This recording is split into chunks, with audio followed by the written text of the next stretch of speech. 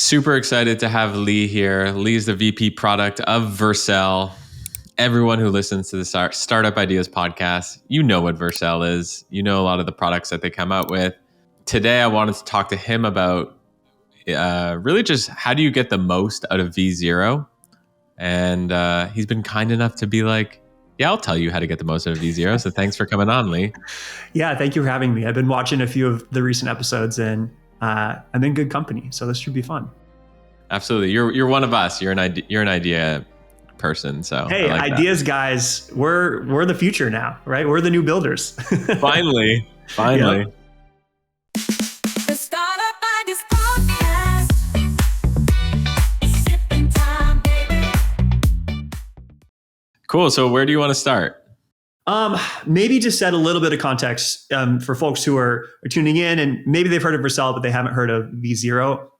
Just quickly talk about that and then we can do a demo, get into how to use it and all that other stuff. So V0 is a product that we've been building at Vercel. You can kind of think about it like your AI assistant specifically for web development. I think in the future, there's going to be tons of hyper-specific AI tools for everything that you need to do. And the part that we're really focused on, selfishly for our own needs, we want to use it to build our own things, is the web. It's working with JavaScript, it's working with HTML, CSS, all these new frameworks, all these new tools and libraries that the frameworks integrate with. We're trying to make it just as easy as possible to get high quality stuff out of that and ultimately high quality products. Because at the end of the day, this is all just ones and zeros for the products we're trying to build and ultimately make money from. So that's really what we're doing with V0. And I'd love to walk through some of the things I've built with it, talk a little bit about how I think about getting the most out of it, and maybe pick up some tips and tricks along the way. That sounds perfect. Yeah, I've done some V0 videos, but to be honest, it's been just trying my best to get the most out of it. Mm-hmm. So it'll be really interesting to hear it from you, because you just, coming from Vercel, coming from V0, you have a more intimate relationship with the product. And I've learned that.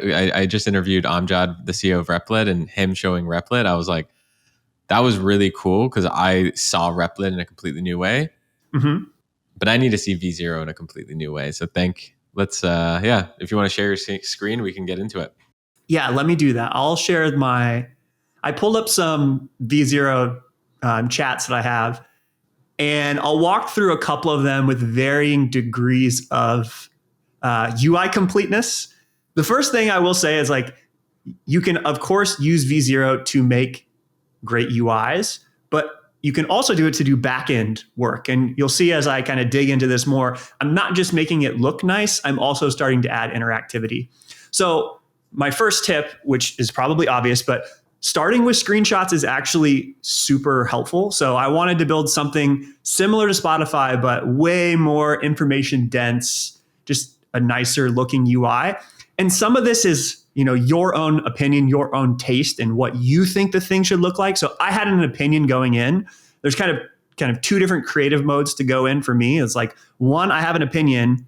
Two, I don't really know. Just let the AI paint things for me, and then I'll kind of see what I'm working with. Just to kind of quickly pop over to this one, I didn't really know what I wanted. Build a page where I can post a link, hit a button, and it'll send it to Slack. I wanted to build this little thing that integrated with Zapier. I didn't really know what I wanted the UI to look like. I didn't really know what I wanted the code to look like.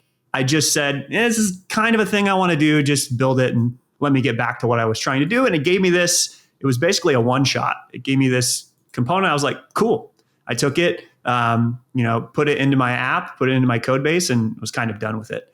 But going back to here, I was more so, I had an idea about this music player and I wanted to kind of iterate on it. So I started with a screenshot and it tells me a little bit more about what it's doing. The first version, I'm on V12 here. First version was not that great. It was okay. It's got the shape of what I needed to do, but it's not, it doesn't have the design sense that I wanted when I got to, of course, this V12 version that's quite a bit better. So if I scroll down here, you can see some of the things that I actually asked it. Make it have warmer grays. use a nice sans serif font.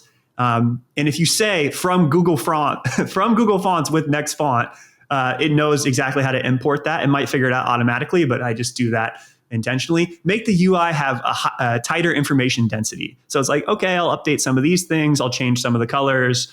Then I said, oh, the time playing bar should be longer. The search input should have an actual input in it. Add more realistic fake data for the songs. So now let's see. We're already like decently closer to what I wanted. Like I'm looking at these rows and they're still not really as tight as I wanted. This thing on the right is kind of confusing, but it's okay. So I keep going. I say less vertical spacing between the rows. Each row should have the album art to the left of it. Make the default value of the search input electric. The playlist name should be aligned with playlist. Make the album image art smaller. And you'll notice one tip here that I start doing is V0 thinks in Tailwind. So if you've ever used Tailwind CSS before, you can just tell it kind of explicitly the Tailwind class that you're looking for versus letting it, try to figure it out on its own. So I said, make it size 4, just make it that exact value. So now it's looking a little bit better. And some of this, I'm getting its ideas on what it thinks the UI should look like. And it wanted to put the artist name underneath the song name, but I didn't really like that. So I'm like, let's put the artist names in a column versus under the title. Use this as a placeholder image for all of the albums. Use electronic music for all of the placeholder data. So you can upload and paste in images, and then it can use images or other files in the actual designs. Shh, don't tell anyone. But I've got 30 plus startup ideas that could make you millions. And I'm giving them away for free. These aren't just random guesses. They're validated concepts from entrepreneurs who've built $100 million plus businesses. I've compiled them into one simple database, compiled from hundreds of conversations I've had on my podcast. But the main thing is, most of these ideas don't need a single investor. Some cost nothing to start. I'm pretty much handing you a cheat sheet. The Idea Bank is your startup shortcut.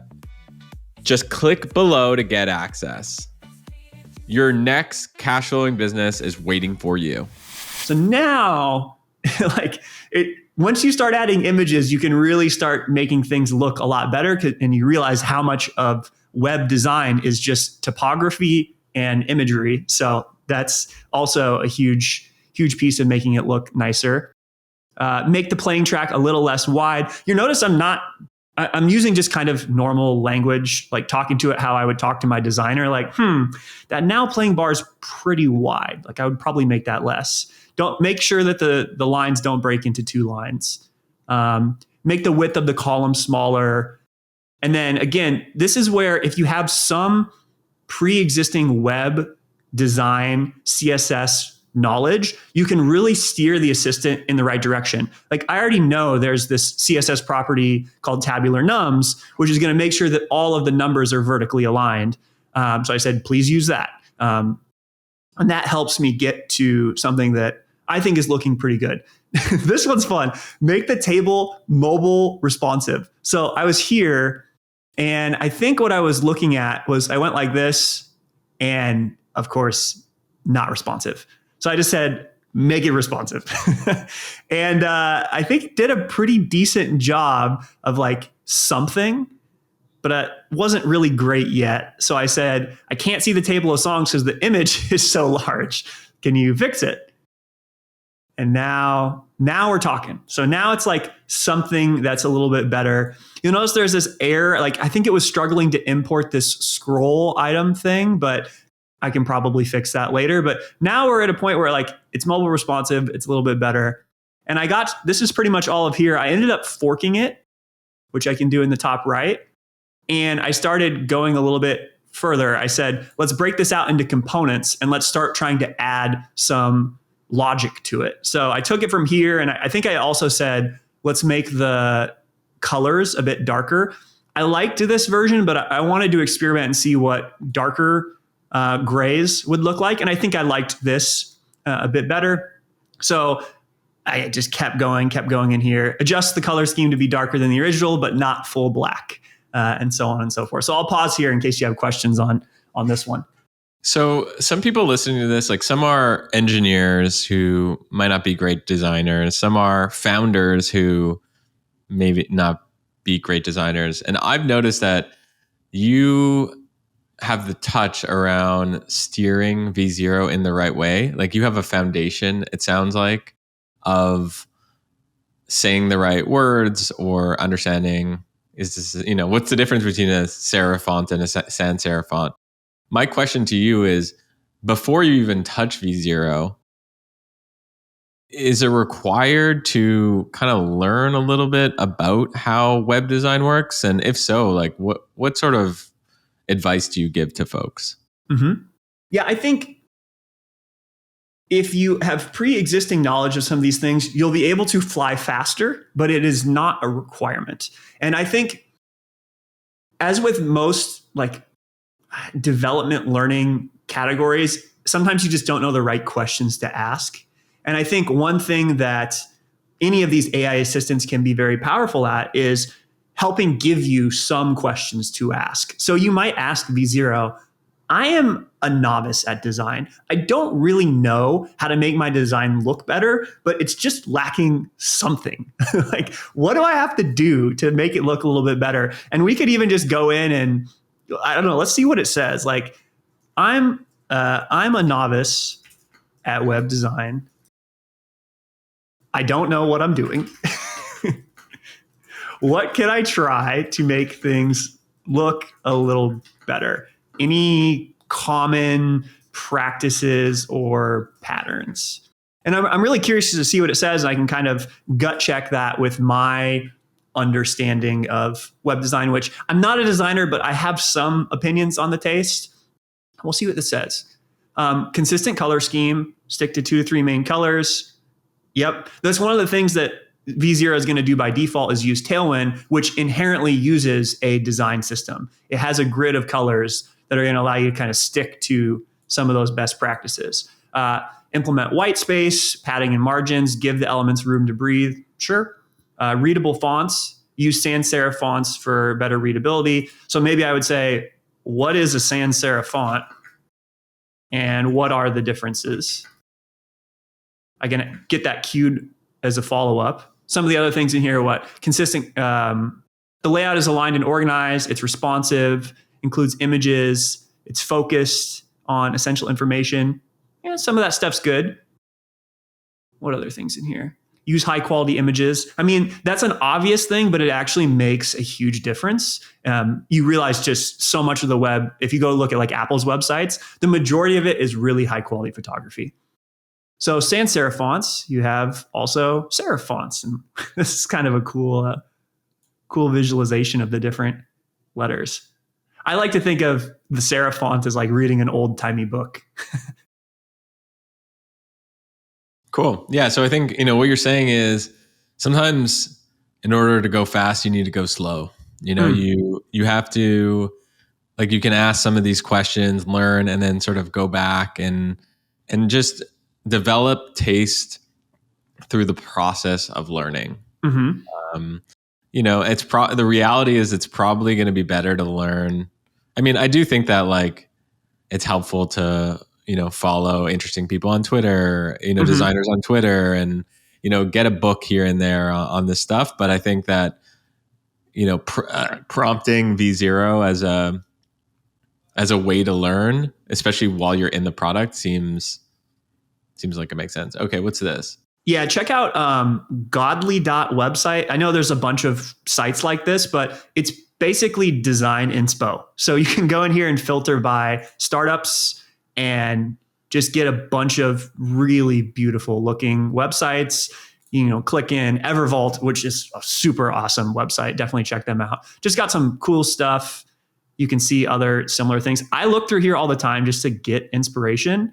And again, because you can start with screenshots, you can start with these, not with the intention to copy any of these designs, but to at least get some of the bones right. Like sometimes you don't even know how to get the right layout are the right elements. Like you don't know how to think in, give me a 3-column grid that has 2, like that's not the language you're familiar with, but you are familiar with, I don't know, let's go to like pricing pages. Is there a pricing page on here? Pricing. No. Let's see. There's another one I use also, patterns. Have you heard of that one? Oh yeah. That's a great one. Like, let's see. Like this one's pretty cool. This might be a pattern that you want, but you didn't really know how to put it into words. And you might be able to build something like this, like large section at the top and then a 5-column grid below it with scrollable areas. If that makes sense. Totally. Yeah. Startup idea, by the way. Someone needs to do godly website, but with like, here's like potential prompts that you can do for V0. I think that would be really, really valuable.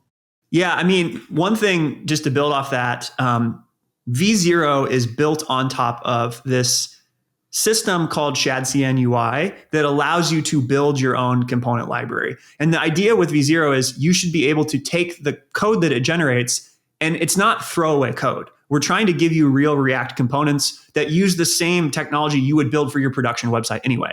So you don't have to re-architect the whole thing later. And what ShadCNUI does is it gives you kind of some of these UI patterns. Like this is a real component for a mail app, a dashboard app, cards, tasks, AI model, playground chat, forms, music player.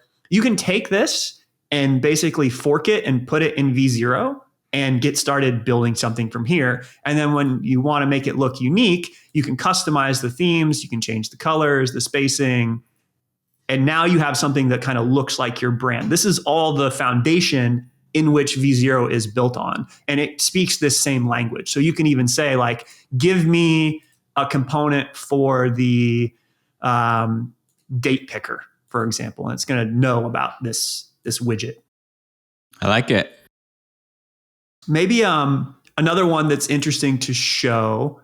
V0 has the concept of projects. So I have a project for a music player where I've asked some follow-up questions to it. Another one that I started building was this kind of SaaS landing page. I'm trying to see which one was the first one I started with. I think maybe it was this one. I started with the pricing page, and then I ended up forking the colors and the font and the general vibe for the landing page. I was like, let's make the homepage version of this. Keep the same nav bar, but we want to give it this like SaaS template. So let's highlight some things. Let's make a CTA that says deploy your own.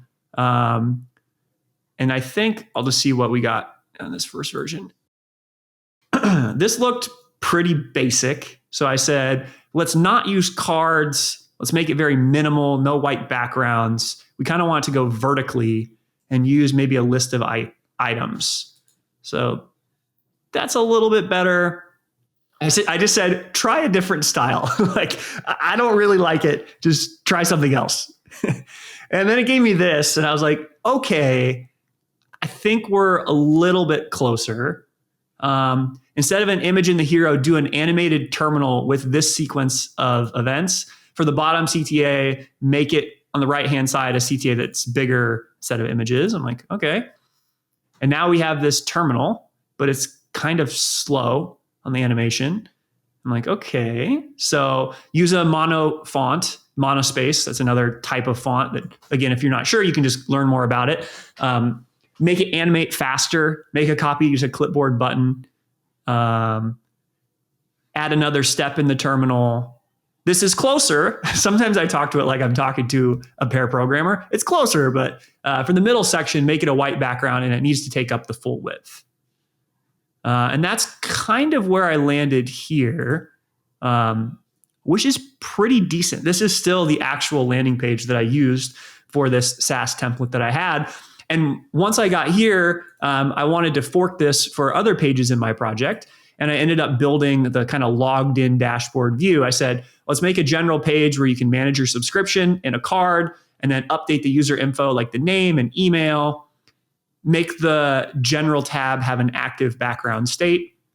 And it gives me something that looks like the basic CRUD create, read, update, delete actions you would take in kind of an admin portal for your SaaS app. And the cool thing is, not only is it giving me this UI for styling it, I then went from here and asked it to actually implement these things. So this activity log, I can't remember if I did it in here, said, let's make it look more like a settings page. Make the notifications page say activity. Which, by the way, make it more like a settings page. If you don't, like, one thing I've learned is if you don't know, or even if you forget what a settings page looks like, go to your favorite apps, check what their setting pages look like, and either screenshot them or just tell V0, hey, it doesn't feel normal, right? And like looking at the code for what it gave me here on the first one, it kind of embedded this mock or fake data for the activity logs. And the nice thing is then I put this into my app, I can then basically swap this out with an API call. So I could either ask it, I can give it an external API and it can fetch it for me inside of V0, or I can say, here's the schema for my database. I can add it as a source in my application or in my project so it knows about it, give it some guidelines, and it'll know exactly how to hook this up to real data as well. And sometimes if I haven't got to that point yet, I said, hey, help me take this Postgres schema that I have and give me the ORM for it. So whether I'm using Drizzle or Prisma, if you're in the JavaScript, TypeScript land, or if you're in Rails or Laravel or like other languages, you can ask questions about how to get the relevant code based on your database structure. You might not even know what the SQL code looks like. You can just say, I need a table for users and emails, and the users and emails are probably related in some way. And it can help you design the backend for your application as well. Yeah, I feel like not enough people talk about that. It's really underrated for me because this is the next step after this, right? Like you get this and you say, okay, now I need to actually make it an app. So help me think through the back end of it. Help me think through how I structure my schema. Little things too, like... Quick ad break. Let me tell you about a business I invested in. It's called boringmarketing.com. So a few years ago, I met this group of people that were some of the best SEO experts in the world. They were behind getting some of the biggest companies found on Google. And the secret sauce is they've got a set of technology and AI that could help you outrank your competition. So for my own businesses, I wanted that. I didn't want to have to rely on Mark Zuckerberg. I didn't want to depend on ads to drive customers to my businesses. I wanted to rank high in Google. That's why I like SEO, and that's why I use boringmarketing.com, and that's why I invested in it. They're so confident in their approach that they offer a 30-day sprint with a 100% money back guarantee. Who does that nowadays? So check it out. Highly recommend boringmarketing.com. Help me design it in a way that it's really fast. And it's probably going to suggest something like you might consider using indexes on your database so that for common actions, it's going to be faster to query those things. And it will give you the proper ORM schema for your application that's going to have some of those things. Let's see if there's other ones in here. Here's another one that I worked on that could be interesting. Again, started with an image. I said, use a monospace font, make it tight information density wise. I guess that's a common pattern for me. Use neutral grays. And I went through 22 different versions here. So the first version was way different. Oh, actually, I remember now. I started from an older version that I built, which looked like Apple Mail. And eventually, after I got this back, because I was like, maybe I'll build Apple Mail, but it will be all monospace. It's going to look like some kind of cool, hacker email client. And I was like, nah, let's make it look like Superhuman instead, because Superhuman is just a beautifully designed email app. So I sent in a screenshot of that. And the first version it gave back was actually super good. I saw this and I was like, holy shit, this is very close to what I was wanting. And I was basically, from here, I realized there was actually something here that I could build. So seeing this was what actually got me excited to make this into a real app. So I asked a bunch of things here, like make action items hover on selection. And ended up, going through a bunch of different variations here, which we can walk through all of these if you want. Things like, can we make the sheet open up faster and make it have a better easing animation? So if you don't know anything about animations, again, you could ask, why does this animation feel slow? And it's going to tell you, well, the way it's doing this is through Tailwind animations. So we can override it and we can make it a faster duration, and we can use this cubic Bezier easing function. I would have never figured this out. Like I would have never went in here and customized my cubic Bezier function, but V0 knows how to do that, which is nice. Totally. Yeah. Lee, you're not that type of guy. No, I'm not the design expert, but I like to think that I have an opinion and taste about what a good product looks like. And in today's day and age with these tools, like in a lot of ways, that can be an extremely, extremely valuable quality, because I kind of know what I want to build and I just need somebody to help me get there. And when I reflect back on when I learned how to program and I was furiously Googling and Stack Overflowing things, like if I had tools like this that would help me build whatever I could think of, man, that would be wonderful. So I'm just so excited for people who are building products right now. It's never been a better time, I think. This is a good place to end, but what's something you want to leave people with? Is there one thing that, this is an audience of builders, right? They've got ideas, they're building, they're playing with these tools. Mm-hmm. They want to produce the best possible prototypes and products they possibly can. One thing you want to leave them with? I think there's a lot of discourse right now around whether AI tools are helpful or harmful for the development ecosystem, right? Because I think a lot of people see this as, is this replacing work that I would be doing? And maybe they're apprehensive of actually learning and using some of these tools. And my kind of plea to everyone is just suspend disbelief a little bit. And whether it's V0 or any other AI tool, just give it a shot and see what it feels like, because you might rethink your relationship with how you build applications and realize these are definitely not replacing anything that we're doing. They're augmenting it in a way that is like I had that extremely knowledgeable super senior engineer next to me that I could ask questions whenever I had issues and would help give me kind of some of these best practices along the way to build better products. And once you get that mindset, you realize right now, more than any other time in history, you can build whatever you want. You have all of the power now with these tools. You can say, I want to build an iOS app, and GPT or any of these other tools can help you build anything. It knows everything about Swift. It knows everything about Kotlin and Android. So definitely give it a shot. Give these new AI tools a shot. And I think you might find it pretty interesting. I love it. Lee, where could people get to know you better? Because I feel like you're underrated. You are criminally underrated, actually. I'm going to say that. Well, thank you. And where could people find out more about you and where do people play with V0?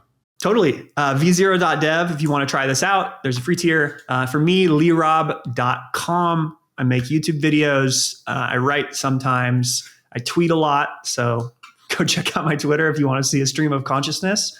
And that's me.